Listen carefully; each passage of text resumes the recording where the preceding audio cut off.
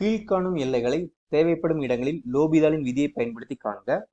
Limit x tends to infinity x by log x. So நமக்கு என்ன கொடுத்துருக்காங்க கணக்குலாம், limit x tends to infinity x by log x அப்படின்னு கொடுத்துருக்காங்க. ஓகே, ஸோ நமக்கு எக்ஸுக்கு வந்து அது இன்ஃபினிட்டி அப்ளை பண்ணா இது வந்து இன்ஃபினிட்டி, இங்க எக்ஸுக்கு இன்ஃபினிட்டி லாக் இன்ஃபினிட்டி, நமக்கு தெரியும் லாக் இன்ஃபினிட்டியோட மதிப்பு வந்து infinity. So infinity by infinity இது வந்து என்னது நமக்கு தேரப்பெறா வடிவம். ஓகே, ஸோ நமக்கு தேரப்பெற வடிவம் அப்படிங்கிறனால நம்ம என்ன பண்ணலாம் அப்படின்னா லோபிதாலின் விதியை வந்து அப்ளை பண்ணலாம். ஸோ அதுக்கு limit x tends to infinity x by log x this is equal to limit x tends to infinity. எக்ஸை டிஃபரன்ஷியேட் பண்ணால் நமக்கு என்ன கிடைக்கும், 1 கிடைக்கும், divided by log x differentiate பண்ணால் நமக்கு என்ன கிடைக்கும், 1 பை எக்ஸ் கிடைக்கும். So this is equal to limit x tends to infinity.